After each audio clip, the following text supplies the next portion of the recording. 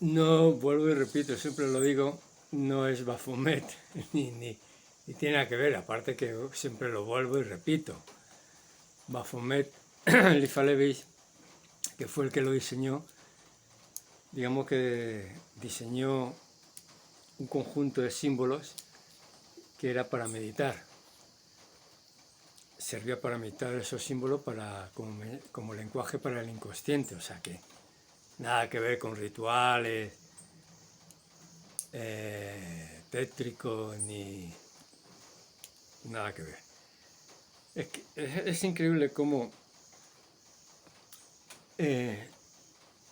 nuestras creencias, que viene pues con todos estos escritores, ahora influencers, cómo primero no las crean y luego no las refuerzan. Y así es imposible darle un sentido a la vida. El sentido a la vida es diferente del propósito.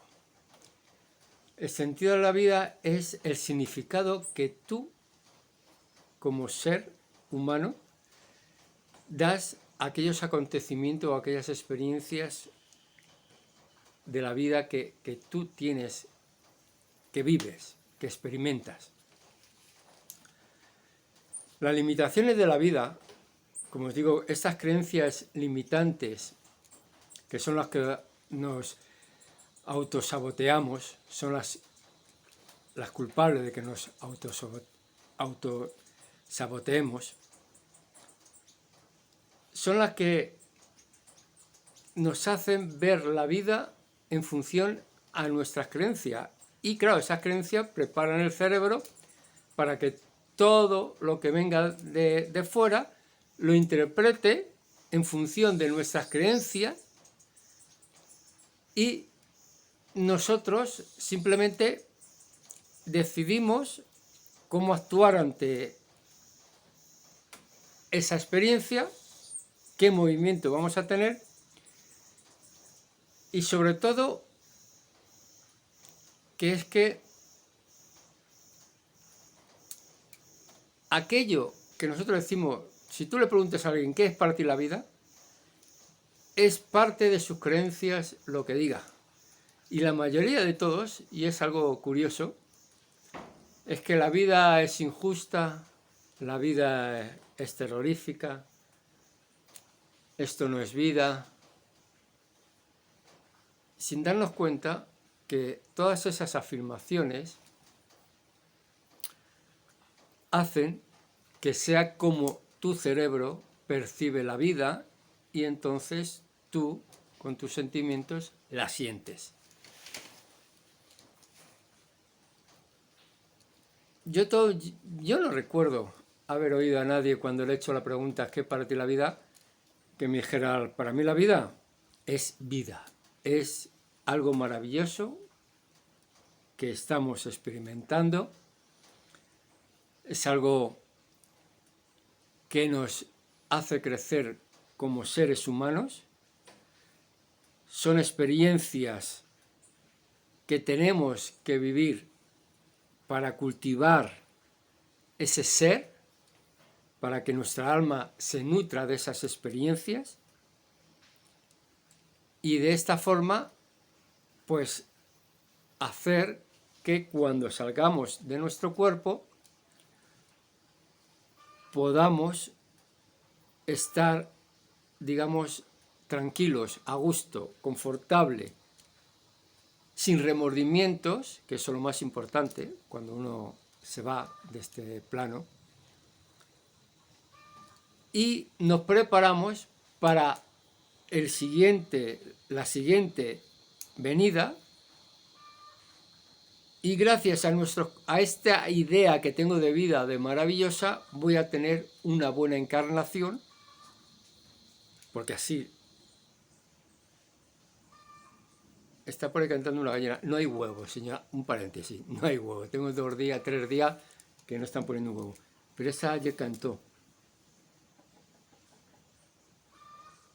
Está por ahí. Lo voy a chequear.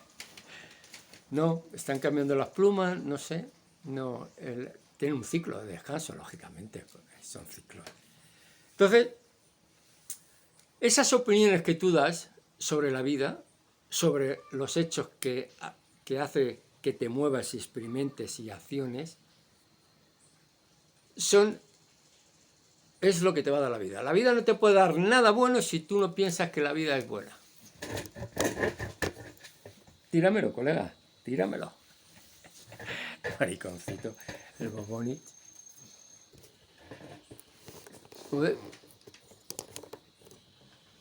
¿Entendéis? Nada bueno te puede dar la vida. Nada bueno puedes sacar de la vida. Si tú tienes ideas, pensamientos de que la vida es insufrible, es injusta, pues todo eso te va a dar la vida. No te va a dar nada que tú no creas.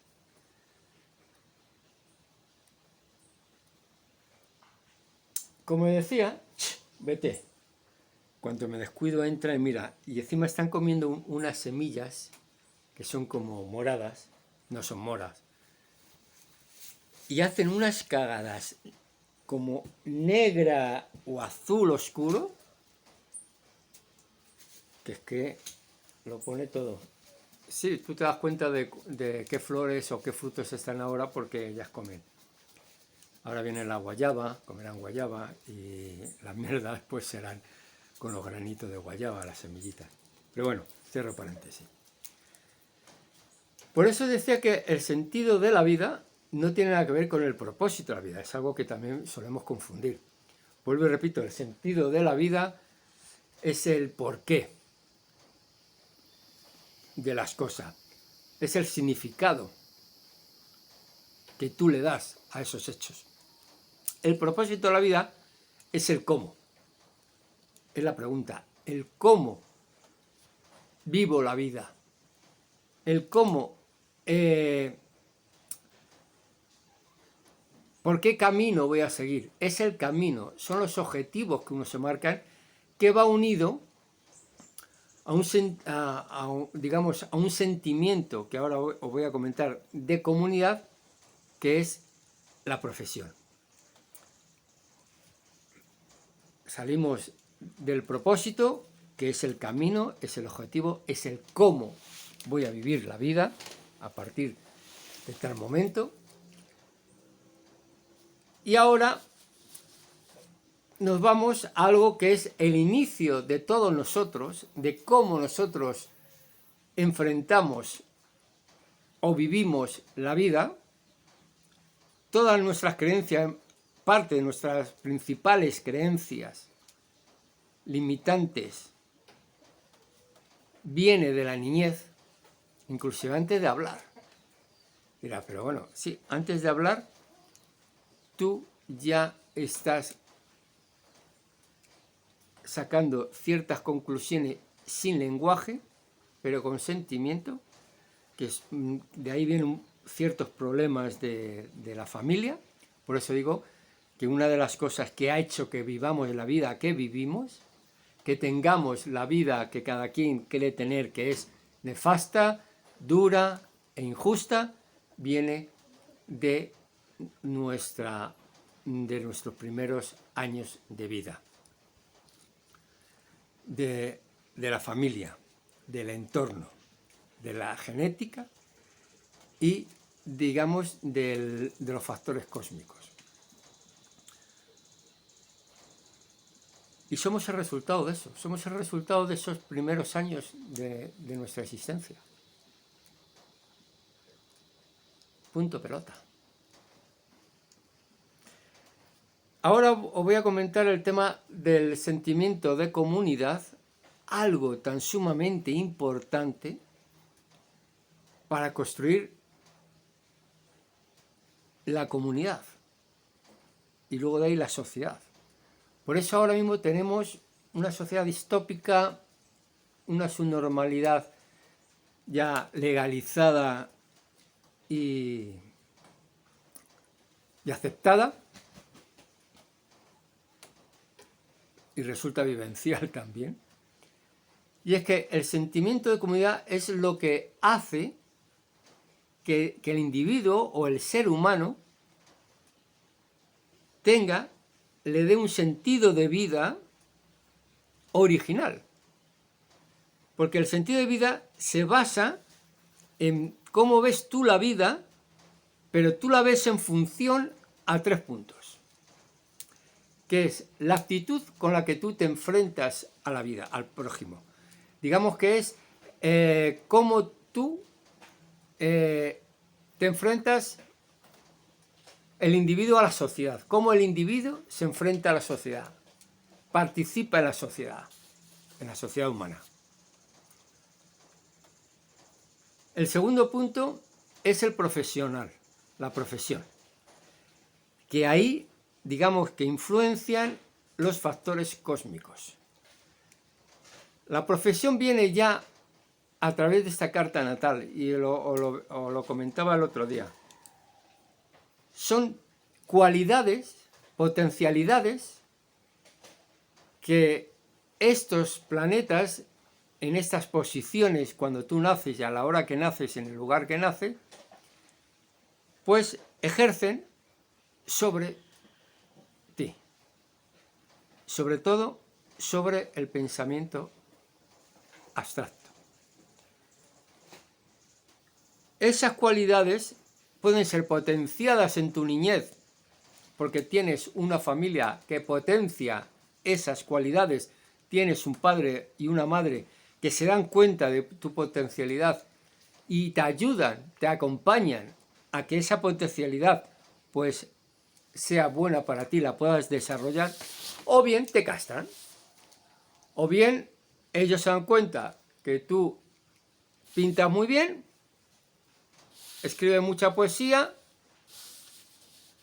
te gusta la música o te gusta cualquier otra cosa, o eres un buen mecánico, pero te dicen, no, eso es una profesión y eso no da dinero, vas a ser siempre un esclavo a la universidad. Así que tú verás lo que tú... Eso en el mejor de los casos. El peor de los casos es que a la universidad estudiar Derecho porque tu abuelo, tu padre es de Derecho, a estudiar Medicina porque tu madre trata Medicina, te llevan, te castran esas potencialidades profesionales, que ahí es donde viene el propósito de vida, que ahí es donde luego, cuando ya eres algo consciente, rescatas esas cualidades que tú sabes que son innatas en ti, que siempre las has tenido, pero siempre has estado obligado hacia lo que sí da dinero, a lo que te representa como una persona culta, universitaria, con éxito.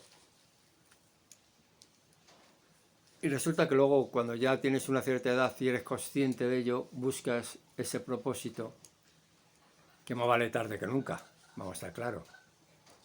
Más vale tarde que nunca. Pero que has perdido un gran tiempo en no seguir tu propósito de vida y en haberte sentido bien. Llámalo felicidad si quieres. Llámalo estar a gusto en la vida.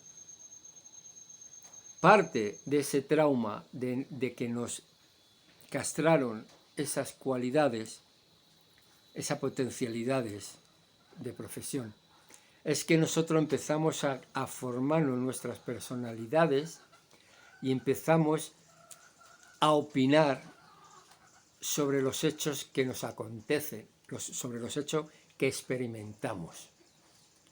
Cuando opinamos y damos una opinión sobre algo que nos viene, esa opinión no es verdadera. Es una opinión que está basada en tu cerebro, en la interpretación de tu cerebro, en donde se sienta más cómodo, que es en las creencias. Por lo tanto, si hay un hecho, una experiencia, tú vas a pensar de esa experiencia lo que tu cerebro se acomoda para que tú no sufras tanto, pero que no veas la realidad. Un caso. Tú vas a una casa de unos amigos y en esa casa se forma una pelea, pueden ser los dueños o lo que tú quieras, se forma una pelea y ocurre algo, una tragedia. le da un botellazo, le raja aquí, tiene que coserle, estuvo a punto de perder el ojo, o sea, un drama. Fijaros, tú, cuando sales de ahí, el recuerdo, la justificación que vas a tener, no es la causa o el hecho, sino el lugar. Siempre que vayas a esa casa, vas a sentirte mal, vas a tener un sentimiento de angustia. El lugar. De ahí que hay lugares que vamos, que hemos vivido cosas y que no me gusta ir a esa casa. No, la casa no tiene nada que ver. Lo que pasa es que no enfrentamos el hecho, lo que ocurrió, la verdad de lo que pasó ahí. No. Tememos ir a esa casa porque nos da mal rollo. Pero no estamos siendo honestos, nos estamos yendo a una parte que no queremos enfrentar lo que ocurrió y el por qué ocurrió, la verdad, porque el cerebro te va más al lugar y le echa la culpa al lugar, a esa casa, a ese lugar, da igual. Y eso ocurre también, fijaros, con los animales. Tú tienes un perro que siempre vas por el mismo sitio y va al lado tuyo, siempre. No le llevas atado porque él va ahí. Y de repente, un día, le da por salirse de la acera y viene un carro y le choca. Afortunadamente no hace nada, le choca, se va, pero el trauma claro, un trauma, eso él no sabe, no entiende, no sabe lo que es un carro, ahí no ve, no olía peligro, no había nada, y de repente tiene ese impacto. Si le sacas al otro día, no va a querer pasar por ahí. Porque el recuerdo que tiene es un recuerdo de trauma, es un recuerdo que le ocurrió algo, y el lugar no tiene la culpa. ¿Me entendéis? El lugar no tiene la culpa. Ahora no vengamos con decir, no, es que ahí hay un cruce de energía de Hartmann y entonces ahí hay tal que... Señores, no nos vayamos por aquí, no tiene nada que ver. Él no pasa, le da miedo el lugar. Dirá, bueno, sí, porque recuerda el golpe, pero no recuerda el por qué. ¿Qué fue lo que le motivó y qué fue lo que le causó? Porque no conoce carro, no sabe. Sabe que ocurrió algo, pero lo asocia con el lugar. Y eso es lo que solemos hacer nosotros, asociarlo no con la realidad, sino con lo que creemos que eso fue. Entonces,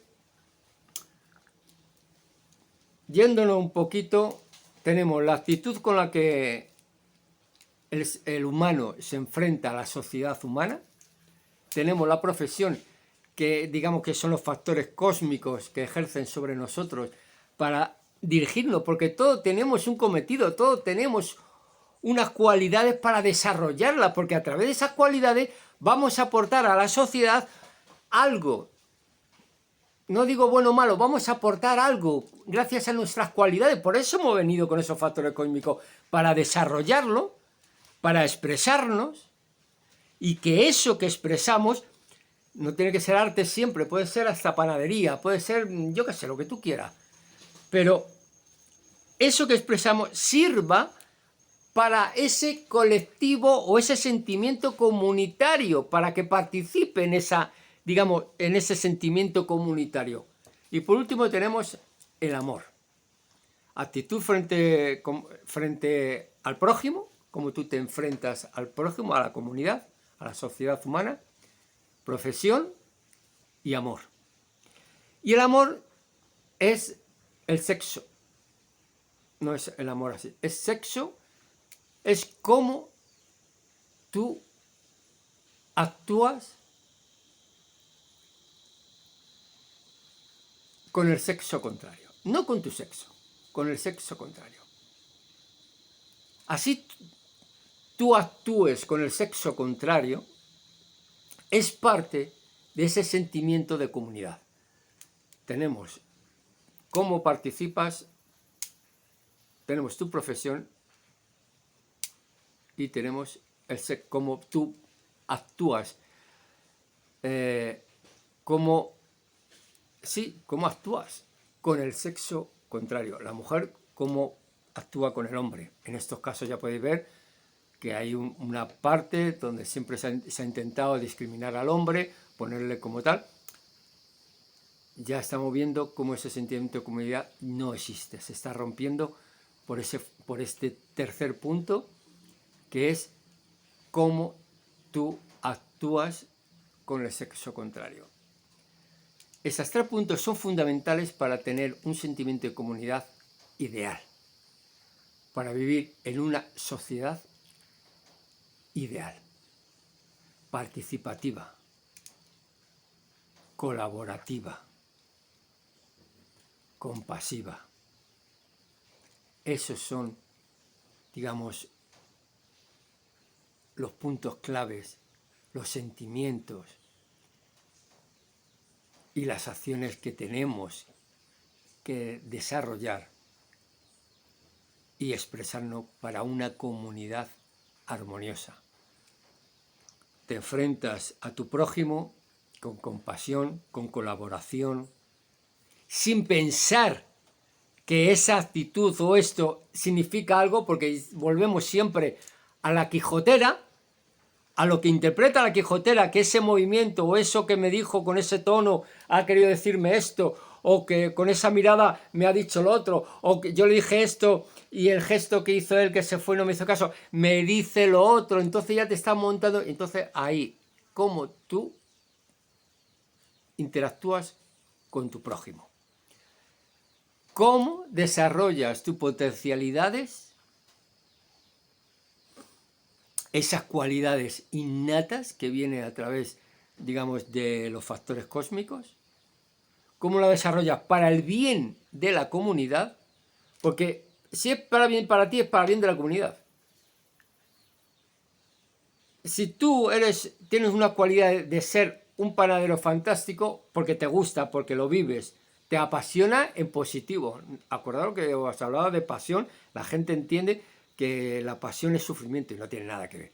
Si no te apasiona como trabajo, que te puedes tirar horas, que eres feliz, pues cómo actúa eso, cómo es una forma de participación con la comunidad, que van a salir beneficiados la comunidad.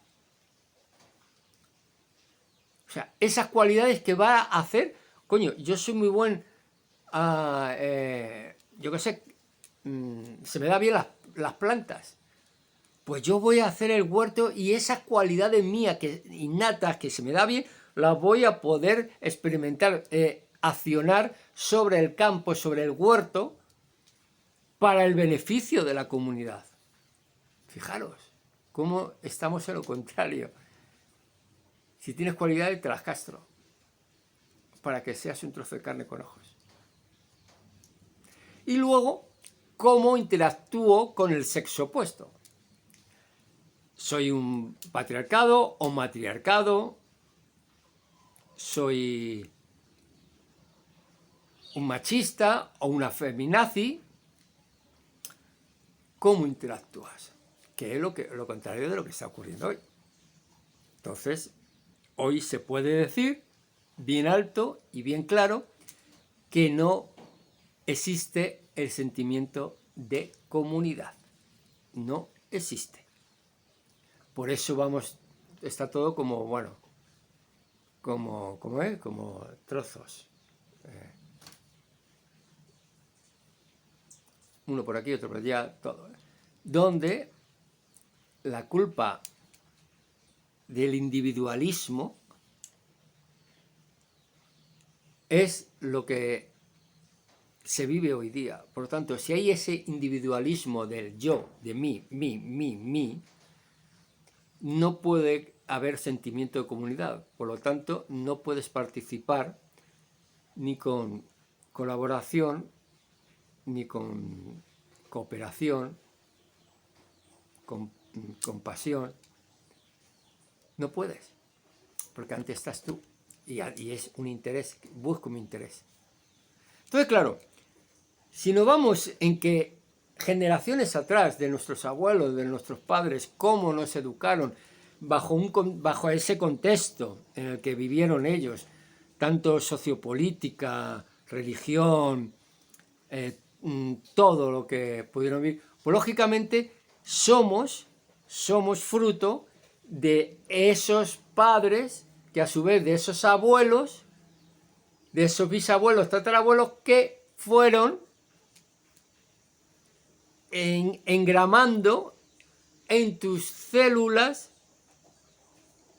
esas creencias limitantes que en ningún momento te ayudan a poder tener un sentimiento de comunidad satisfactorio. Hay una frase que me gusta mucho que es el arte del niño. El niño es como si fuera una obra de arte. Cuando nace, hasta los 7 años, es como si estuvieras esculpiendo en barro. ¿Qué hace este por ahí? Oigo que está mordiendo algo, pero es una penca de una palma.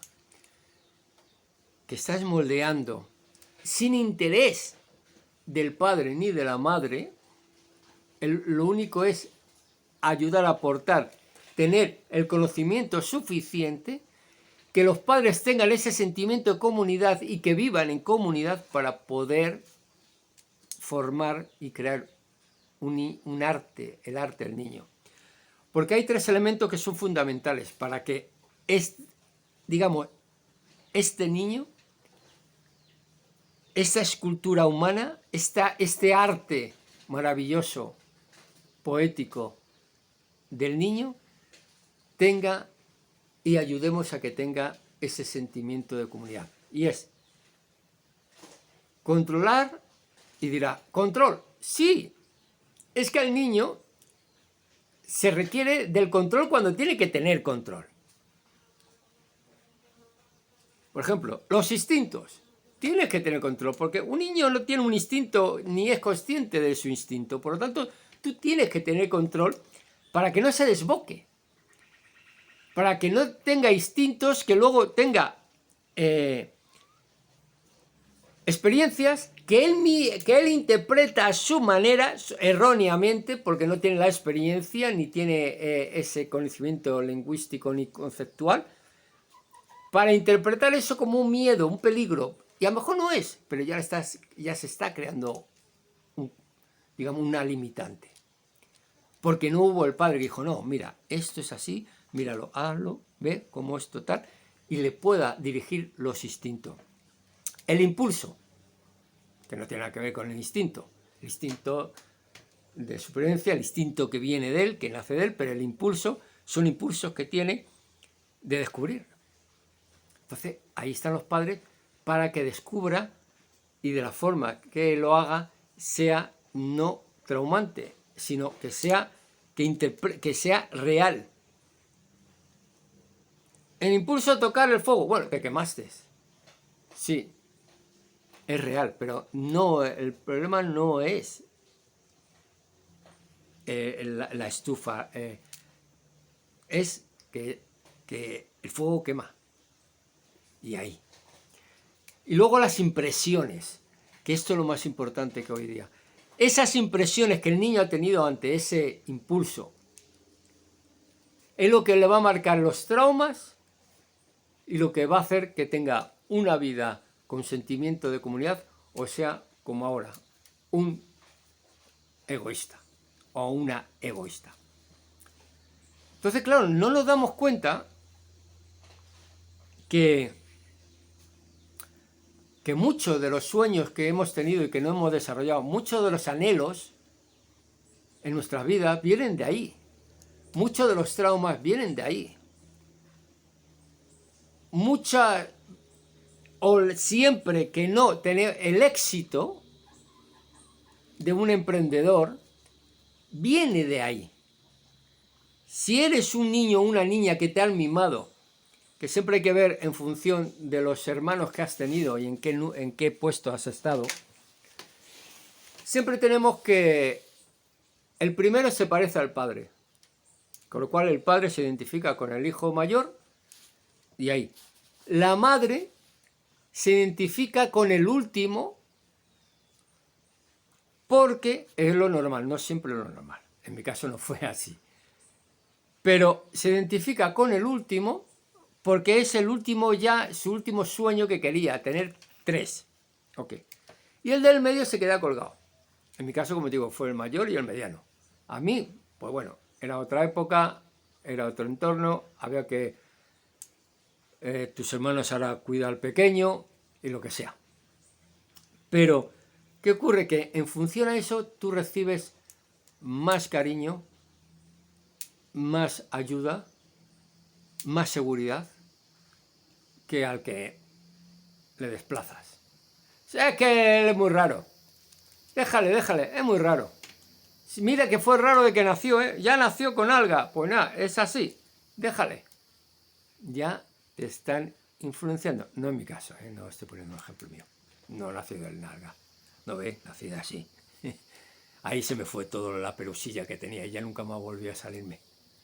Entonces, el ser mimado, el niño mimado, ¿qué es lo que tenemos de nuestra generación, los baby boom, creo que se llama, no la sé, de los 60? Nuestros hijos se les ha mimado demasiado. Primero no se las ha tenido muchos hermanos, con lo cual ahí cambia también. Pero luego se le ha mimado tanto porque yo tengo que trabajar, tengo que pagar la hipoteca, tú también tienes que trabajar, la mujer, yo quiero trabajar, tal, no sé qué, métele en un jardín de infancia, pero cuando le tengo le mimo, sí, dale esto, sí, toma mi amor, dale, ¿qué?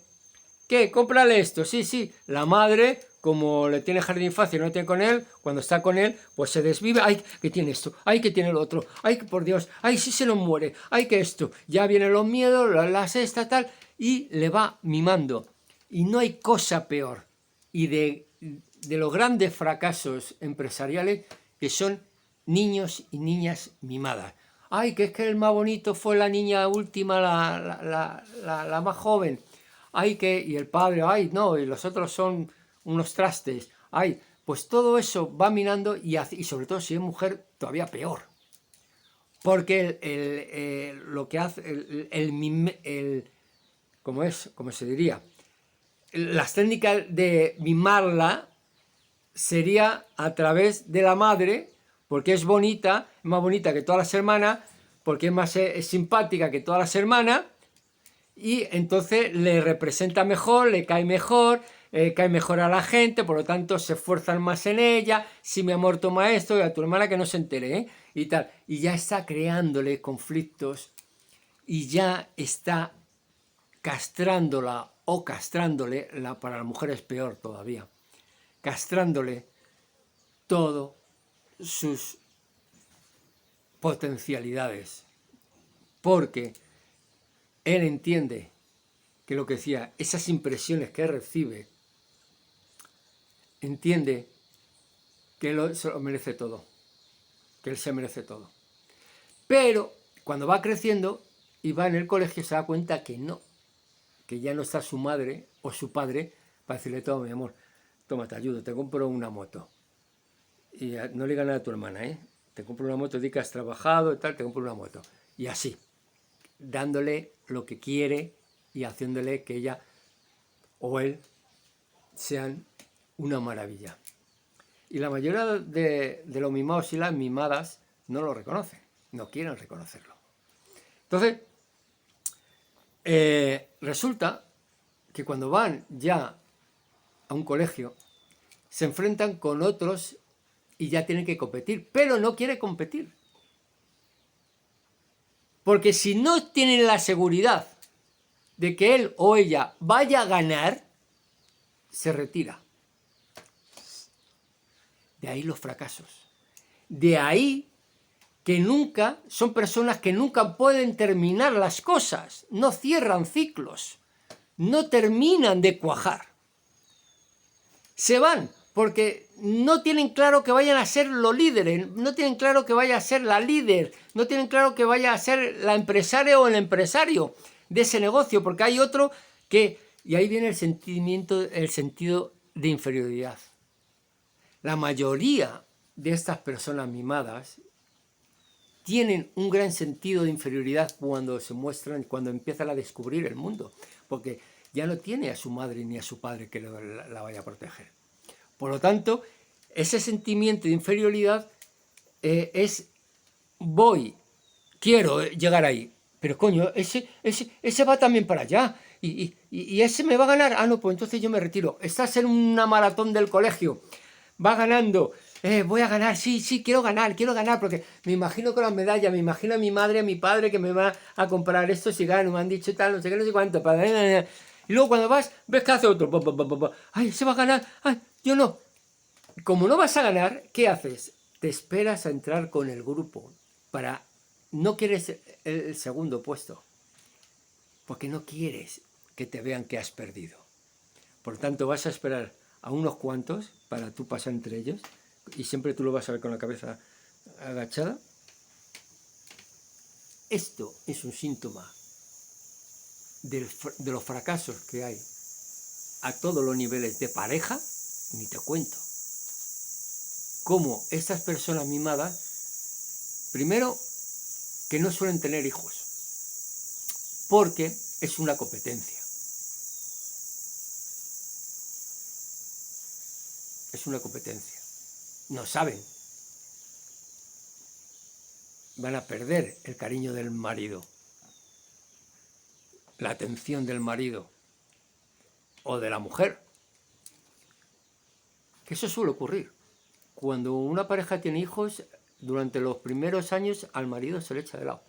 Si es un marido mimado, va a tener consecuencias y va a tomar carta en el asunto, o bien yéndose de ahí o jodiendo al hijo, echándole la culpa de que ese desinterés de su esposa, que eran muy felices antes de tenerla a él, ha venido por esto. Entonces, fijaros la importancia que es para desarrollar ese sentido de comunidad, es tener una niñez saludable. Eso es muy bien. Pero bueno, lo menos traumática, ¿no? Vamos a llevarlo por ahí. Y fijaros también cómo desde la niñez, y esto solemos meter la pata de nuestra generación, de criar a los niños diciéndole, no, hombre, que conozcan todo, no, que vea la película, mira, mi amor, eso no es verdad. Yo metí la pata con mi hija, la pequeña, porque había unos dibujos animados de arte, con poesía, de unas ratas y unas palomas.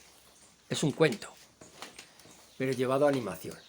Pero claro, no es igual leerlo, que más o menos, bueno, no te fijas en ninguna imagen, que cuando te fijas en una imagen de unas ratas malvadas, con ojos rojos, terroríficos, en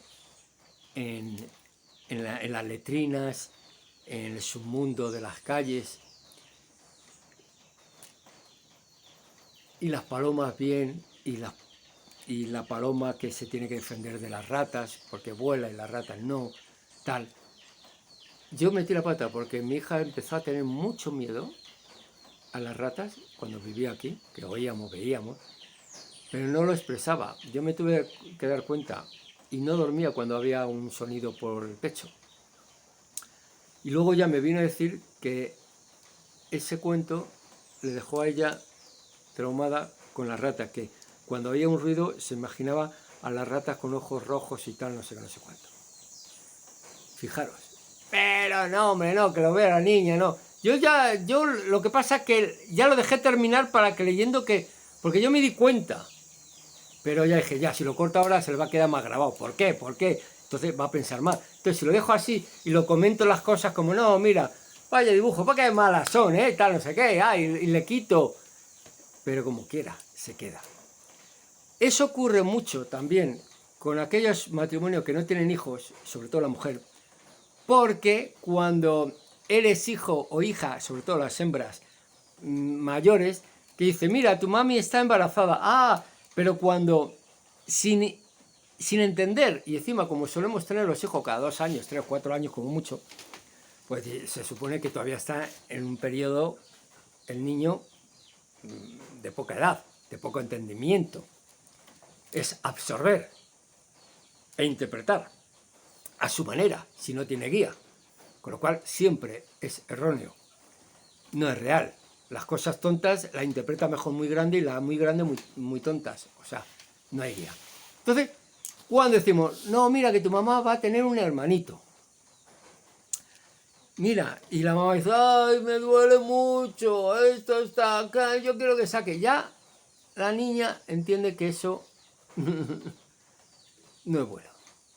Que la madre, ay, no me puedo mover. Hay una cosa enorme, en un cuerpo enorme, donde dice que hay una muñeca o un muñeco ahí dentro. Que sí, mira, le da patada, pero... y que se siente mal, ay, no puedo. Hay embarazos que no son complicados, pero hay otros que son complicados. Y me voy a ellos. Ay, no, vamos a... Y el padre y la madre dicen, no, vamos, mi hija, podemos entrar a los niños, que lo vea, vamos a verlo, a mostrarlo en un vídeo, por lo menos, que lo vea en vídeo. Y le muestran el parto.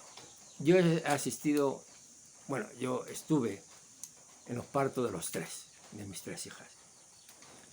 Y no es nada bonito. ¿Qué coño? No es nada, ay, qué romántico. Nada. Son momentos de dolor, momentos de estrés, duros. Tú imagínate que luego ese vídeo, ay, mira que ya nació la niña, y si luego encima la han tenido que coser o la han hecho tal, la niña ya dice, ay, mi madre le ha hecho una raja tremenda. Ay, y por ahí ha salido por esa raja, ay. ¿Entendéis? Luego, si ve el vídeo, que solemos filmarlo todo y grabarlo todo, por ahí sale, por el titi, sale eso, sí, mierda. Hay niñas que, bueno, que son un poco más fuertes, otras niñas, trauma. Y no te quiero contar si viene mal. No, venga, si ve que hay movimiento, si ve que hay tensión, si ve que hay estrés, si ve que el niño sale, ¡uah! Y que luego sale, y cómo sale, y con el cordón por aquí, vamos, y ve un cierto estrés, y la madre, ¡ah! Terrible. No me digáis que eso no es un trauma para un niño de 2 o 4 años, o una niña. ¿Qué ocurre? Que eso, que nadie le ha explicado, que le han dejado ver y que nadie le ha explicado luego, ni explicándolo, no, es que no se puede ver porque la imagen vale más que 1000 palabras. Lo lleva consigo. Y eso que ocurre, que en el futuro ya le va a dar miedo quedarse embarazada y no va a querer quedarse embarazada. Va a decir que dijo nada. O sea que fijaros cómo cuando construimos esa obra de arte de un niño es tan sumamente importante el instinto, los impulsos y las impresiones que obtenga del medio, del entorno, todo. Guía. Ahora ya es muy difícil, ya lo que hicimos, lo hicimos, y aquellos que tengan hijos pues están en modo progre. No, que sea lo que él quiera, que opine él, como un niño. No sabe realmente lo bueno y lo malo. Tienes que haber guías, pero en función no de las creencias de los padres, que eso es lo difícil, sino en función de la realidad, que es lo que no vemos. No vemos la realidad de la vida. Vemos las interpretaciones, las impresiones que nos da, que entra, pensamientos, sentimientos que tenemos, pero nunca vemos la realidad, porque no nos han enseñado, porque no es que no nos han enseñado, es que no queremos nosotros ver la realidad. Es que queremos ver la vida como un sufrimiento, como una esclavitud, como a qué venimos aquí, qué tal. Y entonces, ¿qué obtenemos? Y ya para terminar, pues obtenemos de la vida eso que nosotros pensamos de la vida. De la misma manera, igualmente, no podemos obtener nada bueno de la vida si no tenemos un pensamiento bueno de la vida. Imposible. Si somos o tenemos gente a nuestro lado que han sido mimados y son conscientes, que eso es otra, que lleguen un momento en su vida a que sean conscientes que han tenido un problema con su padre y su madre de mimarse, de ser mimados, y que por esa causa no han mantenido matrimonio, se han casado 2, 3, 4 veces, no tienen relaciones, viven a costa de la herencia de lo que de los padres, porque es lo que os digo, cuando ven que hay competencia y como tienen ese sentimiento de inferioridad, ya no quieren llegar ahí, ya no quieren luchar por eso, no quieren esforzarse, no tienen voluntad. El mimado pierde la voluntad, así como el sentimiento de comunidad, solamente es él. Soy yo, o ella. Y eso, hay gente de 40 y pico, 50 años que todavía no se han dado cuenta, no se han ido atrás y se han dado... no, yo nunca he sido mimado. Sí, porque si tú en tu vida no has terminado nada, no has hecho nunca, has comenzado cosas y nunca terminas. Has tenido relaciones y cuando has visto que las relaciones, tanto de él o de ella, han podido peligrar por un ex o una ex, o por los hijos del primer matrimonio, y que tú no vas a ser la persona que has inaugurado el apartamento, porque ya era un apartamento donde vivía una familia, el primer matrimonio, y tú no eres el único, ya todo eso estás echándote para atrás. Ya estás minando esa relación para que llegue un momento de explote. No es sincero. Entonces, si no somos conscientes, si no nos vamos atrás, si no somos honestos con nosotros mismos ahora y nos vemos atrás, no podemos tener ese sentimiento de comunidad. Y si no tenemos sentimiento de comunidad, tú no puedes irte a un campo, tú no puedes irte a una comunidad porque no tienes ese sentimiento, esos puntos desarrollados para vivir en comunidad. Porque tenemos que arreglarnos. Yo estoy en esa fase también ahora, en arreglarnos ese pasado infantil, de infancia, recordar qué era lo que yo todavía tengo aquí de esa infancia que oía a mi madre o oía a mi padre hacia mí, o esa actitud hacia mí, o eso que ocurrió, cómo lo interpreté y por qué lo interpreté así. Si no se es honesto y se hace ese trabajo, no vas a poder vivir así mismo. No vas a poder tener una buena vida. Y menos un propósito. Y menos un propósito. Así que comienzas a ser honesto contigo mismo o contigo misma. No, el mismo engloba todo. Porque hoy día esas personas que no limpian, vete de aquí, coño. Esas personas que no limpian, que no se arreglan de atrás, siempre van a vivir en el pasado. De ahí que hay teorías de que la línea de tiempo vivimos en el pasado, no en el futuro. Porque estamos viviendo en función al pasado. Por tanto, el pasado lo estamos poniendo aquí delante. Por tanto, vivimos en el pasado. No hay presente ni futuro. Vivimos en el pasado. Vete ahora al pasado, arregla el pasado y comienza a vivir el presente. Y construye el futuro con el presente. Y que tampoco, pues si construyes el futuro con el presente, está llevándote también ese pasado, ese presente que se convierte en pasado en un minuto, en un segundo se convirtió en pasado. Lo estás llevando al futuro. Por lo tanto, no. Esto es un tema de meditar. Con esto un bizcocho hasta mañana a las 8. Ver, oír, callar y jugar. Y bendiciones.